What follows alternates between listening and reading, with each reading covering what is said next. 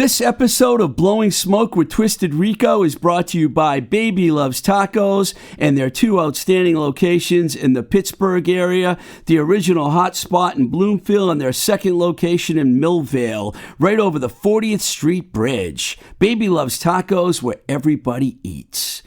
Welcome to Blowing Smoke with Twisted Rico. I'm your host, Steve Ricardo, and I am extremely excited today.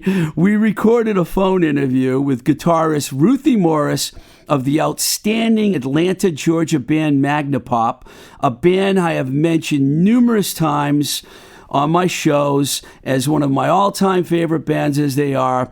And we recorded a great interview with Ruthie, which I'm going to play for you in a couple minutes. I just want to fill you in on one little bit of other business here. As you may have noticed, we've incorporated the Twisted Rico radio show into the podcast, and we've been releasing pretty much the shows through the same network. Well, this week we started to split the shows up and created a whole separate avenue for the radio show. It's been kind of a pain because all the platforms have not loaded up immediately, and we released this first show, which is actually the sixth show that we recorded. I know this is complicated. It was only available on Anchor for a few days, but now it's starting to come out on all the other sites. I love Anchor, our host, and everything they do for us. But it takes about 2 to 10 days for all the platforms to get everything. And people were going on and trying to play it on Spotify and blah, blah, blah. It wasn't working in iTunes. But now, by the time you hear this, it'll all be available everywhere. So we finally got that sorted out. I'm going to play you a song right now from Magnapop before we play you Ruthie's interview. This is from the brilliant Rubbing Doesn't Help album. This is the song Open the Door.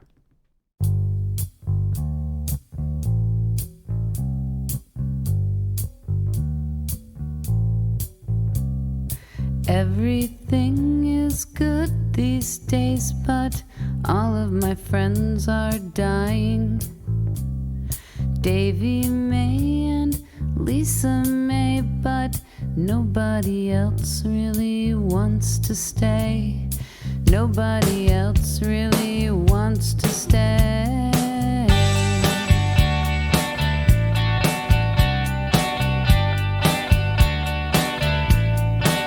I said, open the door. Open the door.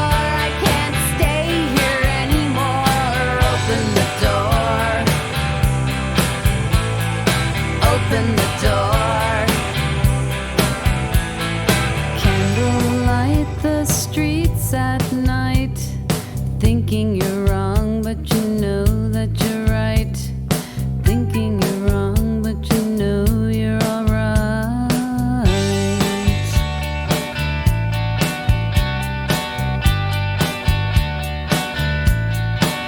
I said, open the door. Open the door, I can't stay here anymore. Open the door. Open the door.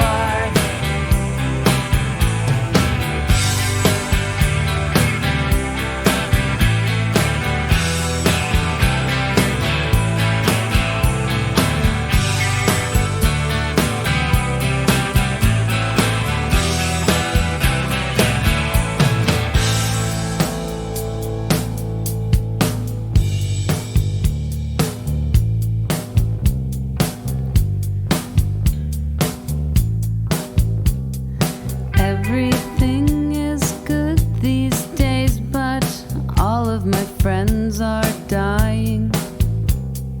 Careful when you say goodbye. Careful stays and careless dies, but careless is and careful tries.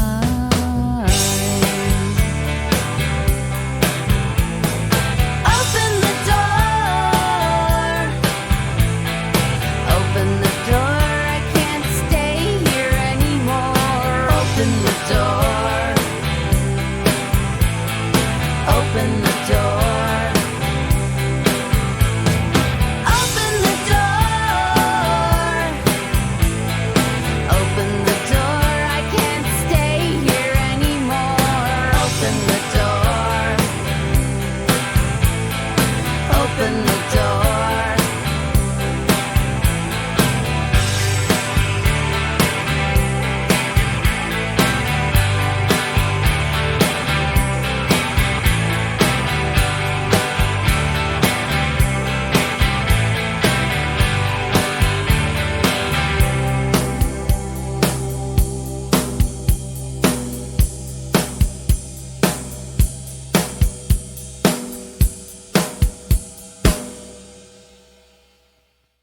Hey, Ruthie, welcome to the Blowing Smoke with Twisted Rico podcast. It's a true honor to have you on the show.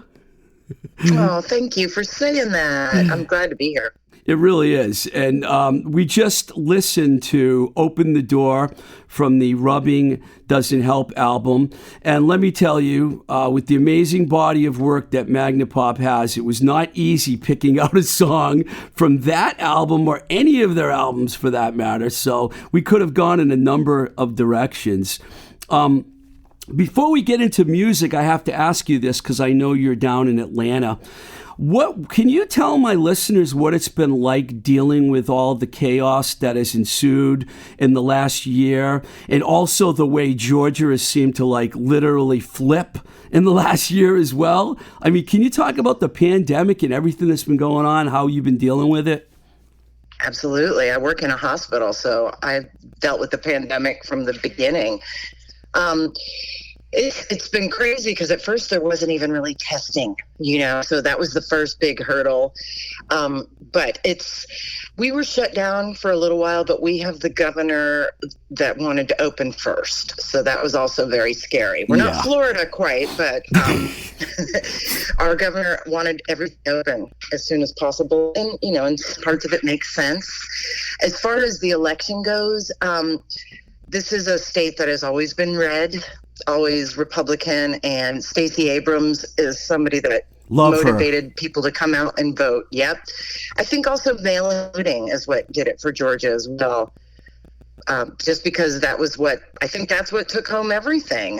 The voting wasn't by the machines, I guess is how you say it. And so it was less manipulative. People could manipulate it like they maybe have in the past. Yeah, first of all, I didn't know that you worked in the hospital. That's amazing. So I thank you for that. I had no idea. To me, you're just a rock star that I love. But thank you. Well, that's who I feel like. I'm not a rock star, but I definitely associate life through a musician's eyes. But yeah. and as far as Kemp goes, we're very aware of him. We don't have to get too much into politics, but I have a brother and his whole family and a nephew that live in Alpharetta, so I go down there a lot. Plus some people I worked with in the music industry. I don't know if you know Al Marks. I worked with him for years. He worked for A&M Records. I don't. He lives in Alpharetta too. So I was like, when they flipped that area, I was pretty happy. But then when Stacey Abrams got robbed when she ran for governor, I was like, thankfully she decided she was going to fix things, and she did. Well, there was a fox in the hen house for her election. I mean, Brian Kemp was the head of the elections. I mean, there was just no way. Yeah. She supposedly is going to run again, and I hope she does. Me too. I think a lot of people do. We love her. But let's get into some music. I told you before we got on that I first saw you guys at the Midtown Music Festival in Atlanta, downtown Atlanta. One of the best festivals. I've gone so many times. I just love the way they do it. It's fantastic. Yeah, and I was down there just checking out bands when I was working for A&M, and then someone mentioned to me, you got to check out Magnapop. I can't remember what year it was. It could be 90 or 91. From that point, when I saw you guys live, I literally fell in love with the band, and I bought just about every release. The first 3 albums in my mind are masterpieces. Although when I heard the record you made in 2019 recently, I was like, wow, these guys are still great, But here's an interesting thing I want you to like kind of tell us about a little bit. Some bands work with the same producers a lot, but Magnapop chose to use 3 different producers on their first 3 records. Michael Stipe from REM co-produced the first self-titled album, which had some great songs on it like Garden, Favorite Writer, Mary, and a cool Big Star cover of 13, by the way. And then, then Bob Mould from Husker Du Sugar recorded your second album, Hot Boxing, which had more great songs, Slowly, Lay It Down. And then on the third record, you went to Geza X for Rubbing Doesn't Help. This is a pretty expansive question, but can you talk about those early days and what the mindset of the band was and how you came to those decisions to have 3 different producers on your first 3 records? Well, for us, Michael Stipe came up to us after our first show in Athens and asked if he could produce us, that he was producing some bands and he wanted to produce some songs. And, that to me was just unbelievable. And so to have your first show, it was no question. Yes, you could produce us. Yes.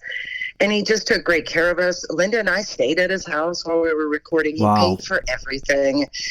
Yeah, I couldn't say enough great things about Mike. And then being in the studio and just working with him, he's kind of like a cheerleader in the studio. He's dancing with you in the other room. You're watching him. He's definitely, went over lyrics with Linda. Are you sure you want to say this kind of thing? So it just was all very positive. And through that recording, we got a record deal. When we played the new music seminar in New York. And, I'll just be quick about that. When we played the new music seminar, somebody came up after our set. Two people came up to me while I was putting my things away, and because we weren't really networky kind of people. Let me preface this as well. Michael hosted a whole night of bands that he produced in New York for the new music seminar. So when we finished our set, a guy came up and said his dad wanted a cassette if we had one. And then these two English sounding people, they turned out to be Dutch, and they were journalists from a magazine over there called, all of a sudden, of course, I'm dropping my mind. I don't remember what the Dutch magazine is called, but through them, they brought us over to Holland, and we played this gigantic festival with Sonic Youth, Babes in Toyland, Bob Mould, which is where we met him. Nirvana played it, Smashing Pumpkins. I mean, it was just unbelievable to us that we were there. So from there, we had to make a second record, and we started some songs with a man named Ted Nicely. You may know him, you may not. He's a producer that produced the Fugazi records, Girls Against Boys. But the label, unfortunately, this was our first taste of, they don't think it sounds commercial enough, his production, which, they're not going to put it out. So the next thing, we were talking about it, and Kevin O'Neill, who was Bob's manager, a good friend of Linda's, and he's like, I'm going to do it. So it wasn't like, it kind of fell in our laps, let's put it that way. And to work with Bob Mould was amazing. And we also stayed at his house. And he was just such a contribution to our whole career. I mean, put us up in his house for 3 weeks. Was that in Minnesota? Austin, Texas. Oh, he was living in Austin then. Okay. He's lived all over the place. He's lived in D.C. for a long time, too, and I don't think he's there anymore. I think he's in California. Bob moves around. But, so he produced that. We did a video on Willie Nelson's ranch. He has a sound stage, so that was pretty cool. And then from Geza X, we needed it. This time, our A&R person suggested him, and it just made sense. It did. And working with Geza was a trip. The stories, because he's from the very early punk scene of LA. Wow, that's amazing. I don't know where to start. I mean, Michael Stipe, that's really cool. Bob Mould, I mean, that's really cool. I met him once actually at a club in New Jersey, Maxwell's, when I was working with this band Dag Nasty, and he showed up, and I talked to him for a while. Bob is a really nice guy. He was.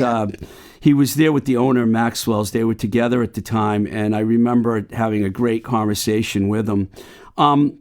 So basically, it was kind of like it just all kind of fell together. It wasn't.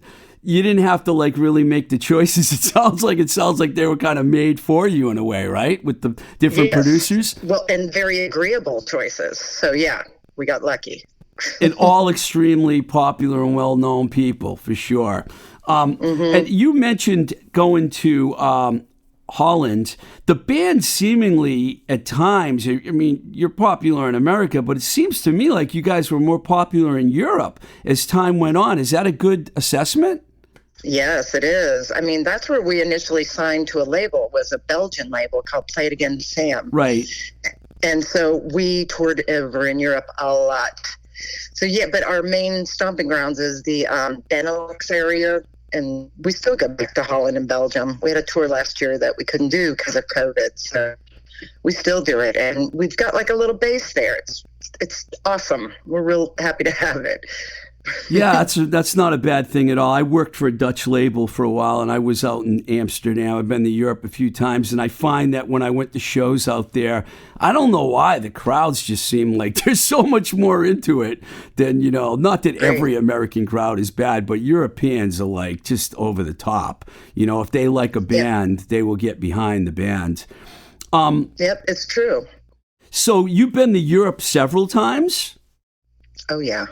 I'd probably say about 30, if not more. Wow, that's incredible. Is that more than you toured America?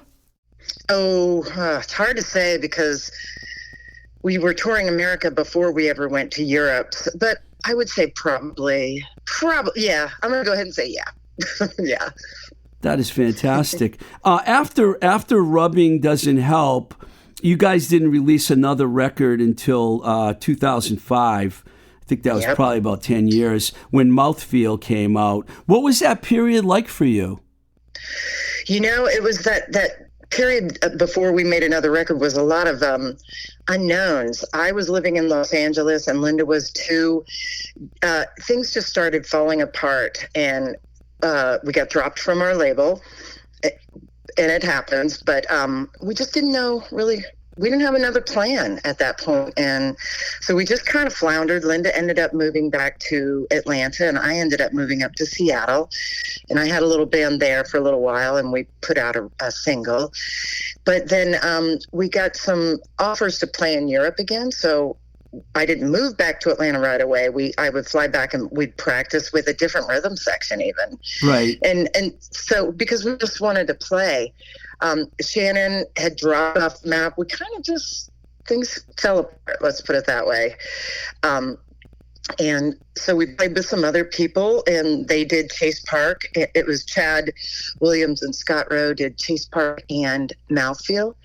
And so we were happy to be playing. We were playing kind of more, I would say, a little more evolved songwriting songs. And so that's how that happened. And I think Amy Ray was like, I'll put out a record for you. So we put a record, Mouthfeel was put out on her label, Damon, and we toured. And we even actually opened for the Indigo Girls, which isn't a match for us at all. But no, we got to play. No, not at all. It wasn't our audience, but still we were glad to play nice stages and have, it was a great crew, great bands to be around. So that was cool. But it just wasn't, I don't know. It's different. It's a different time now. And the aughts and the 20s.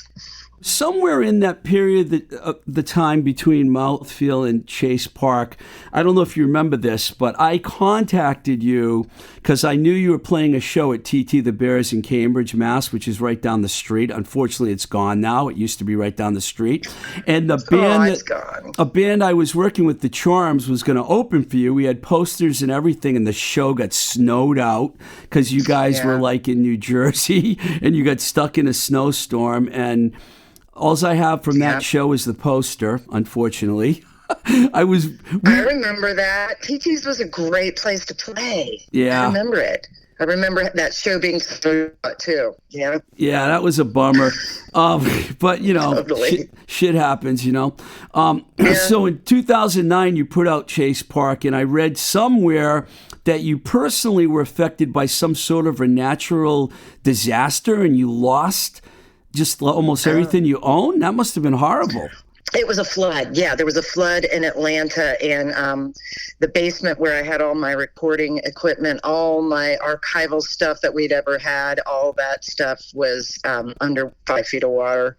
I heard it bobbing around, in the basement. So yeah, the stuff in the house was okay, but all my gear, all my vinyl, it's still heartbreaking. I still haven't even gotten rid of the stuff because I can't. I mean, I had a whole recording situation that with a reel-to-reel analog Tascam. It's sad. It's just sad. I'm telling. I feel for you. If anything had happened to my vinyl, I would literally I would feel like my life was over. But to lose all your equipment too, that's horrible.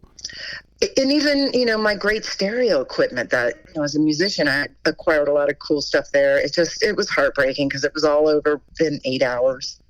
Wow. I went to bed and it was raining, and I woke up at 5 a.m. hearing stuff bobbing and hitting the walls of the basement. Yeah, it was awful. That was in Atlanta, huh? Wow. Yeah, it was in 2009, September 21st. That's so did the record come out before or after that happened? Chase Park,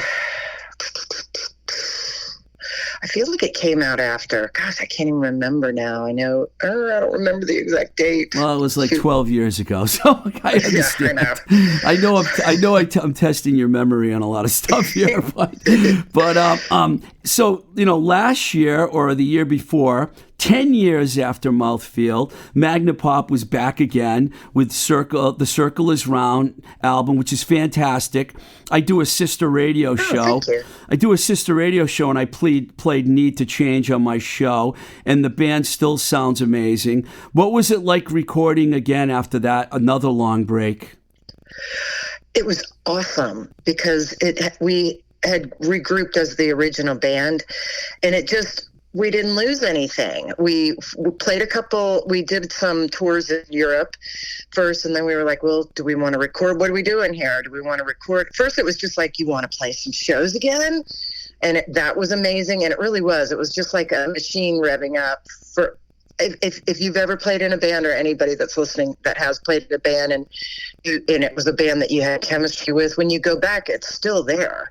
It's not like it goes away. Right. So that was amazing. And, on all the water now has passed under the bridge, where there's no hard feelings about anything that went on when we were all working together. So it was awesome. And we have a friend that did our first record. He recorded a lot of the songs with, he recorded songs, and so did Michael Stipe. So we'd always had this relationship with somebody that can engineer and produce stuff, and we're probably going to do that again with our next record that we're writing right now. So I'm happy to hear that came about. So did I read somewhere that some of these songs were actually old songs from old demos? Yeah. Totally. Yeah, there's a song called Dog on the Door that we never put out. We just re-recorded it. Everything was re-recorded, but Need to Change is a new song. I'd say there's more new than old. But yeah, some were old songs that we thought, let's give them a shot. One of the songs called Change Your Hair is the very first song I ever wrote with Linda. Wow. So we just were like, let's see what that's like. And so, yeah, it's still fun to play. It's cool. This is a good segue because you and Linda Hopper have been together since like 1989 is when you guys, I guess, started your songwriting team. How would you describe your relationship as bandmates and a songwriting team? Because everyone knows you guys seem to be like, you're Magnapop, and it's like you guys have always been together. The very first day I met Linda, we wrote that song, Change Your Hair. So that doesn't happen. And I think we both recognize that. I moved up to Atlanta in 88, and I didn't meet Linda until 89. But when we did start writing, it was pretty immediate. And we have a really good system of how we do it. In fact, when I finish with you, I'm going to go over to her house and we're going to work on some songs. But we do everything with recording. So we record it first. I'll give her music, and then we talk about it or whatever, and then she takes it and listens to it and does her thing to it. So, and we've even been able to do that by mail. We did it in Seattle with another group. It wasn't what we were calling Magnapop, but we were able to do songs like that and then record with Conrad Uno at Egg Studios and do some songs. So it's just been the way we've done it for a long time. You said when you moved to Atlanta, I don't know why I thought the band was from Athens, but you guys weren't originally from Athens. You've always been an Atlanta band pretty much, right? We have lived in Athens, so you're not wrong. We started in Atlanta, and Linda and I and David, we all moved to Athens. So for a while there, we had an Athens P.O. box, and that's where we got any kind of mail. So it is kind of both, to be honest with you. Where were you from originally before you moved to Georgia? Were you in Georgia and just lived in the burbs or something? No, I'm from Florida originally. I'm from South Florida. Wow. Yeah. Wow. What made you go to Atlanta? Because it was the next city north of Florida, to be honest with you. I wanted out of Florida. Yeah. And I was a huge REM fan as well. So I'd had their records. I always bought the old English magazines, Enemy and Melody Maker, Right. and would read all about the Athens scene. And they had their own magazine called Tasty World. So I was very into everything coming out of Athens. So it wasn't a hard move. It's just I moved to Atlanta because I had a friend here. I really liked Athens. I toured with a lot of bands, and Athens is such a cool place. I mean, I love it. Great college town, I mean, I know that's cliche, but it really is. So no, it's not cliche. Not every college town is a great college town. So that's true. I'm from Boston, so that's the way my mindset is, Yeah, because this is definitely a college town.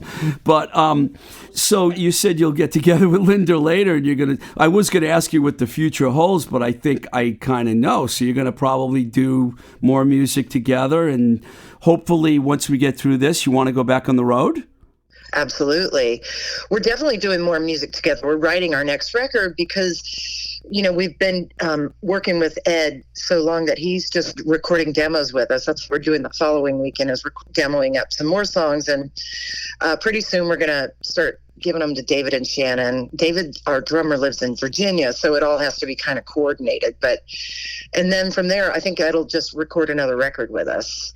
He wants to put a studio in his cabin, as well as the studio he has in his house right now. But so it's kind of like a fortuitous relationship. We get to record with him, and he's great. That's cool. There's something else I wanted to ask you, because when I like to do a little research before. I know a lot about your band because I'm a big fan, but I was on YouTube and I found this video of you guys doing the song Mary from the first album on the Jon Stewart show. And, Jon Stewart was like, people really knew him back then. Now he's legendary. What is your recollection of that? That was so great. Well, we got with John, and he was just so nice, too. He was very sweet backstage. It was really fun New York show. I remember that Jan Brady, Eve Plum, was also on the episode with us. Wow. And he kept trying to get her to be fun, and she wouldn't. And they had somebody dress up as Oliver from the Brady Bunch, and she did not find the humor in that at all. But he was very, very cool. And, we actually asked him if he knew where we could get any sweet buds. And he thought we said butts, which was really funny because he even said it in the show. And we're like, oh, man, just thought you would ask. Wow, so you hung out with Jon Stewart. That is cool. And that was probably like around 91 or 92 or something, right? Oh, it actually was more like 94, 95. Oh, was that later? Oh, because I figured... it's no longer David on drums. It's John Worster on drums. I don't know if you know who he is. He's a drummer from Superchunk, and he plays with Bob Mould. He's in Bob's band. Yeah, you guys changed your rhythm section. There were a lot of different players as the years went by. Yeah. Drummers.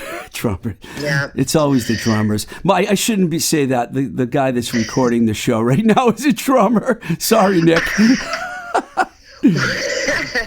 No, for David, I think he had a lot going on, and his wife had moved to Chicago while we were on tour, and he just needed to take care of his marriage and things like that. So we parted ways, but it wasn't easy, and it was definitely not. It was acrimonious, unfortunately, but we missed each other and we've resolved everything. Actually, we haven't ever gone back over anything. It's more like it doesn't matter anymore. That's cool. That's cool when bands can do that, because it's not easy being in a band, especially when you're in a van and stuff and you're touring and you're around the same people all the time. And it's not easy. I mean, I've seen it with so many bands. So, What now, as far as like how music has changed and everything over the years, this is a little bit off topic, but I was wondering, is there stuff that you're listening to now that you didn't think you'd be listening to like in the late 80s or the early, because the 90s were an explosive decade with so many records came out, and it seems like things have changed a lot. Do you feel that way? I do. I am always looking for music with guitars in it now, and I just rarely hear it. And then when I do, I'm thrilled. Like I like the DC Fontaines, of course, yes, but although they're not as new as they used to be. But it's just it's not heavy hitting hardly at all. And I listen to new music all the time. I do. But I feel like the 90s were a great decade for guitar rock, and that's my thing. When I think of you, I think of someone that probably sleeps with their guitar, you always seem to have a guitar in your hand in every single photo I've ever seen of you. I mean, you're like, and the band was always one guitar, and I thought that was cool because it was defined. Like you guys were real punky kind of when you started, and then you became a little more pop as time went on. And, the last record, it's like you didn't miss a beat. When I heard these songs, I was like, wow, they still have that magical, poppy, punky, even a little garage sound, And I think your guitar and Linda's vocals just blend, It's just a great blend. And I'm like very, very happy. I'm very happy that you're on the show. Can you tell? Oh, well, that is so nice. It's such nice words. Thank you. I would agree with all of that, too. I mean, I love garage bands, but I also got a sweet tooth for some pop, for a lot of pop, actually, 60s pop in particular. But, so there will always be that element with me. But I'm always looking for a hook for Linda to be able to write a melody, too. So that's some of it as well. Well, you guys are a fantastic duo, and I'm happy for you. And I want to thank you very much for taking the time. I know we had some problems scheduling. Now I understand why. I didn't know that you were like taking care of people, which is fantastic, by the way. I thank you for that. Oh, yeah. I'm an MRI technologist, so I'm not a nurse or anything, but yeah, we're still considered frontline. Yeah, well, I'm glad that you're doing that, and I'm happy for you. And I want to wish you the best in all your future musical endeavors. I love you and Linda very much, and I hope you guys keep making music. And thank you so much for taking the time to come on the show. Wow, Steve, thanks for all your nice words and your positivity. I love it. It's been my pleasure. Well, I look forward to hearing more new music down the road. Ruthie Morris from Magnapop, thank you very much. You're so welcome. Cool. Thank you. Thank you. I'm lost, standing here waiting for you. Summertime, sometimes it really is blue. I feel lucky, lucky is nothing new. I need to change.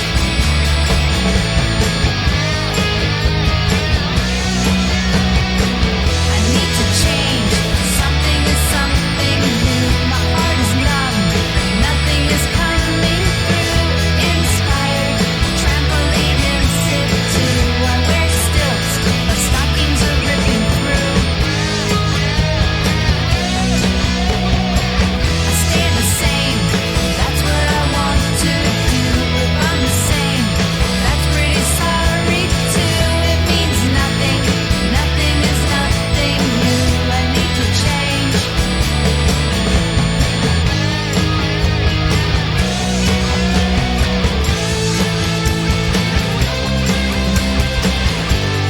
I can't fly anymore.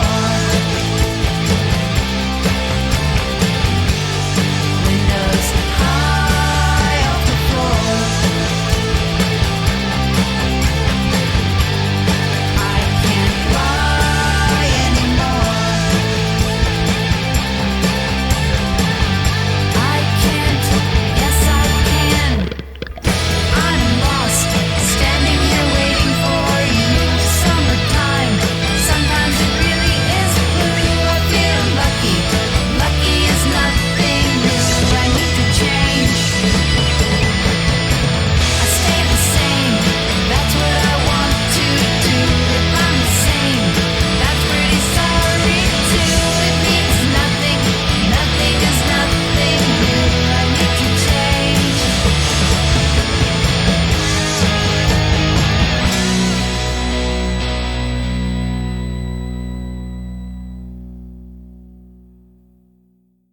Well, that was Need to Change that you just heard from the Circle is Round album, which came out in 2019, Magnapop. That was really fun. I had no idea that Ruthie was actually in the medical profession now too, which makes me even admire her even more because I can only imagine what she's going through. It was just truly an honor to have one of my rock and roll heroes on the show. And just thank you again to Ruthie Morris from Magnapop for a great interview.